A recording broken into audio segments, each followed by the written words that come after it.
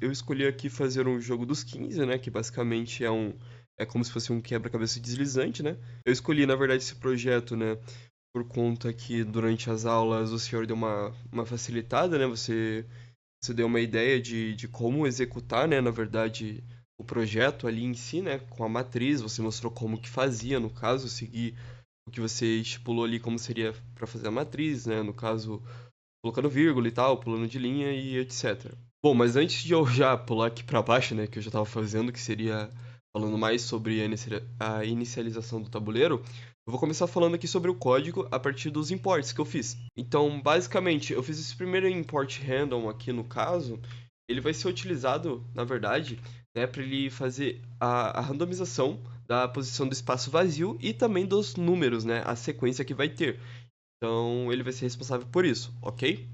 Agora, falando sobre esse OS que eu dei um import aqui, seria mais para chamar o clean screen, ok? Eu não, a minha ideia principal para esse OS era basicamente eu limpar toda vez que o jogador fizesse uma jogada ali, né? No caso, selecionar para cima, para baixo, para o lado, e ele limpar o tabuleiro e deixar apenas o tabuleiro do momento. Só que eu percebi que eu acho que pode ser mais interessante o jogador ter uma possibilidade dele visualizar a jogada que ele fez anteriormente. E ele possa, né, voltar essa jogada caso seja necessário ele esquecer, né? Por exemplo, tá jogando aqui, recebeu uma mensagem, olhou e tal. Foi nisso que eu pensei, então eu utilizei esse import OS mais ali para a parte do menu principal, tá bom? Depois eu mostro como é que ele vai ser, tá? Depois eu dei esse import no Sleep também, né?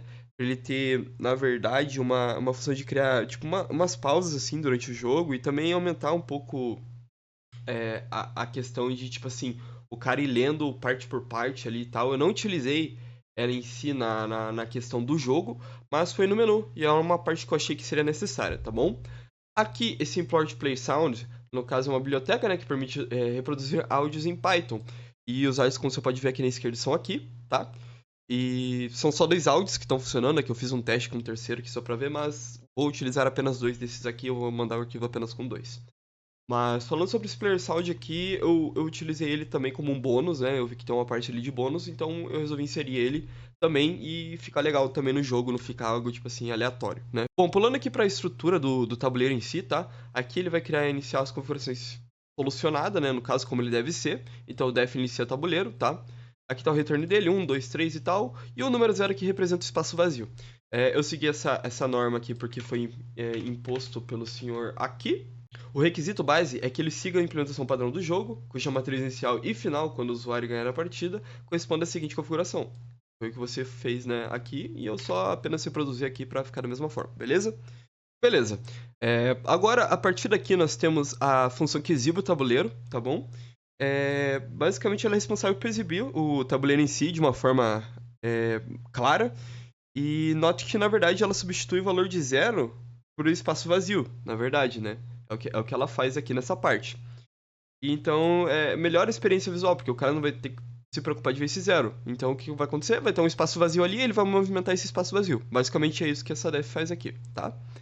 Bom, pulando para a linha 20 aqui, na verdade, 19 tem um comentário, né, que encontra o espaço vazio e tal da matriz, que era só para explicar mais ou menos o código. Mas, na verdade, o que faz aqui é para movimentar a peça, né? Primeiro a gente precisa localizar esse espaço vazio, né? E essa função, na verdade, ela percorre o tabuleiro inteiro, né? E retorna as coordenadas desse espaço exato, de onde está, no caso, o zero, o valor zero, beleza? Agora, mais abaixo, na linha 27, nós temos a def movimentos válidos, ok? E aqui nós temos, no caso, a coluna e a linha, tá bom? Então, o que essa def faz? Ela retorna posições válidas para mover o espaço vazio, mover o nosso zero, no caso, tá bom? Então, o que nós temos aqui, né? Se o i for maior que zero, ele adiciona o movimento para cima, desde que não ultrapasse, no caso, a borda superior, tá bom? Aqui, se i for menor que 3, no caso, ele adiciona o movimento para baixo. Então ele vai para baixo, desde que também não ultrapasse a borda inferior, tá? Agora, se o J for maior que zero, ele movimenta, no caso, para a esquerda mais um, desde que também não ultrapasse a borda da esquerda. E o J, se for menor que 3, ele adiciona o movimento para a direita, desde que ele não ultrapasse também a borda da direita. Então, essa função, basicamente, ela denomina quais movimentos o espaço vazio vai poder realizar, né, a partir da posição atual que ele está, na coluna e também na linha, tá bom? Então, o espaço vazio ele só pode se mover para cima, para baixo, para esquerda, direita, desde que isso não leve, né, para fora dos limites do tabuleiro que a gente definiu mais acima. E a função, basicamente, ela vai retornar movimentos, no caso, que é uma lista de coordenadas válidas, no caso, para onde o espaço vazio vai poder se mover, né? Onde o jogador vai poder fazer aquela jogada ou não. E isso garante que todos os movimentos, né, gerados, eles possam ser possíveis dentro das regras do jogo que nós estipulamos, tá bom? Como é um tabuleiro 4x4, ele não vai poder sair dessa área. E agora aqui na linha 36, nós temos a def mover. Bom, essa função, na verdade, ela realiza uma troca, né? Ela faz um swap entre o espaço vazio e a posição I e J, no caso do tabuleiro, que seria a nossa linha e a nossa coluna. E essa peça será movida, na verdade, para a posição alvo, que no caso eu denominei aqui como novo I e novo J, que vai ser uma linha ou uma coluna, né? Independente. E bom, essa troca, na verdade, é feita diretamente no tabuleiro, como a gente está vendo aqui, tá? E ele atualiza a posição do espaço vazio, do nosso zero no caso. Seguimos então aqui para a linha 40, né? Onde nós temos a def embaralhar. Para mim, ela é a mais importante do código, eu diria assim, porque ela é responsável pelo funcionamento principal do jogo, tá bom?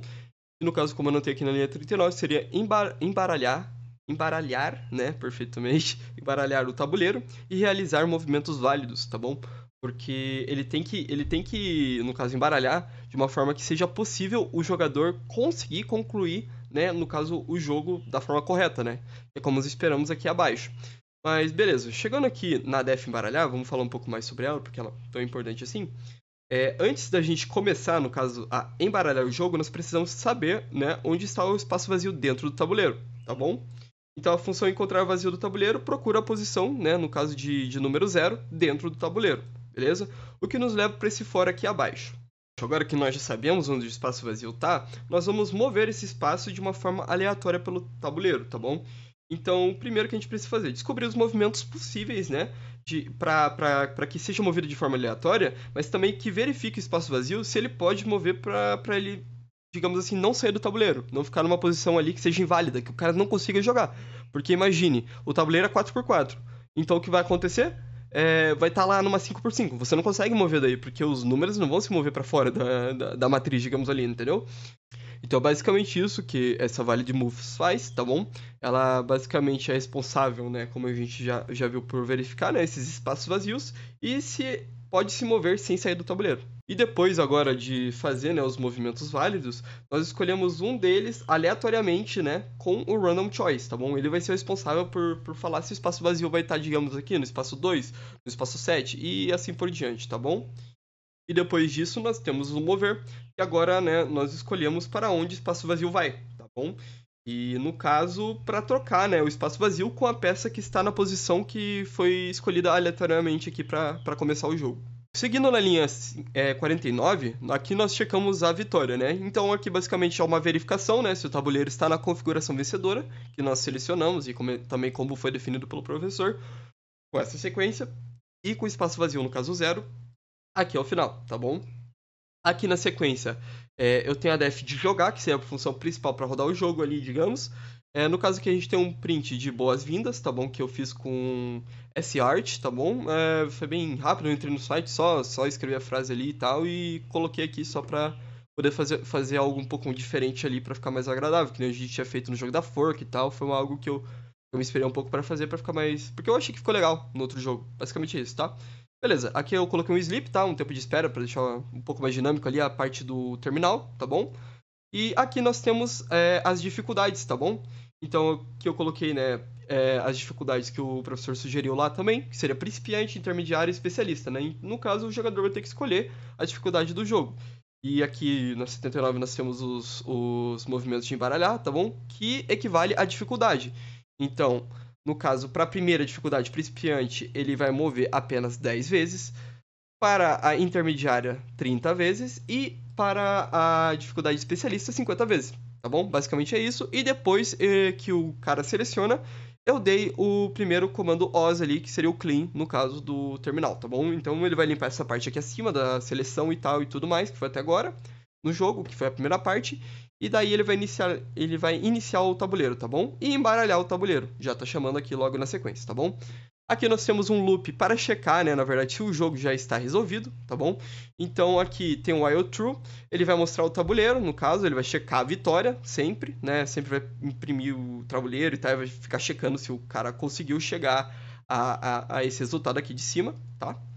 E se ele chegar à vitória, tá bom? Ele vai printar aqui, parabéns, você venceu.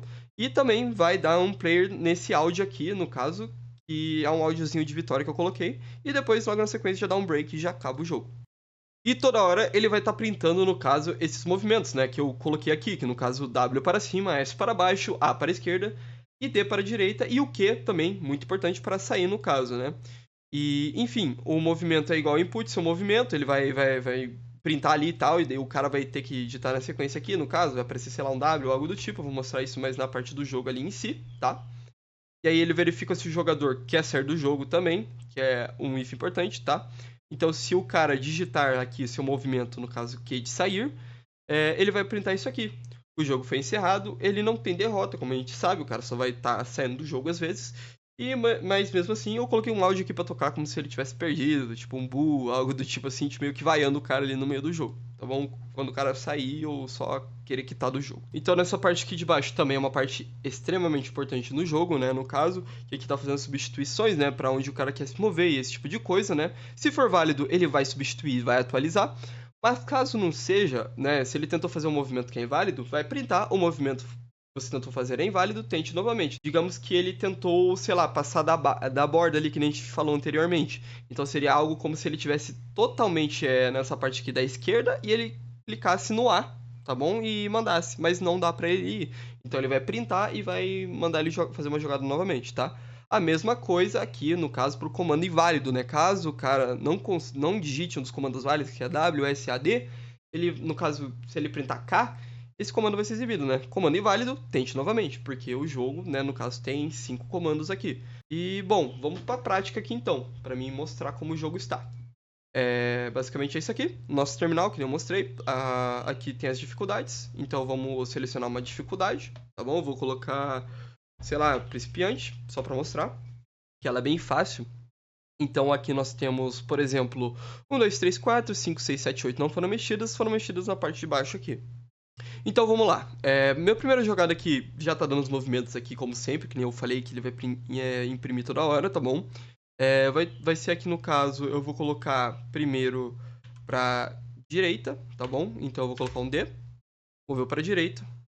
Eu vou mover pra cima agora, tá? Então é o W.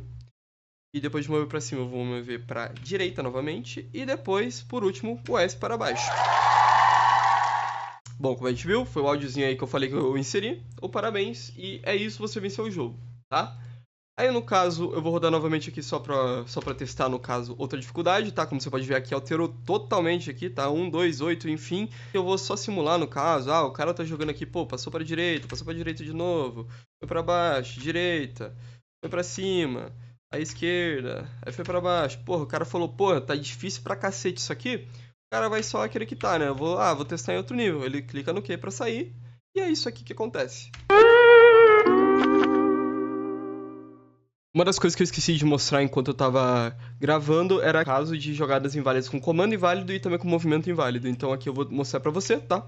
Se ele tentar um A aqui, onde ele já tá na esquerda, o movimento que você tentou fazer é inválido, tente novamente, né? Vai printar essa mensagem. E se eu digitar uma letra aleatória, como K ou V, ou sei lá, comando inválido, tente novamente. Basicamente é esse aqui o meu projeto, tá? Que nem eu falei pra você, eu poderia ter feito, professor, no caso, o clean, mas eu acho que, cara, é interessante às vezes pro cara só checar a jogada anterior dele, né? Todos os movimentos que ele fez até chegar no resultado que ele atingiu. Muito obrigado e até a próxima.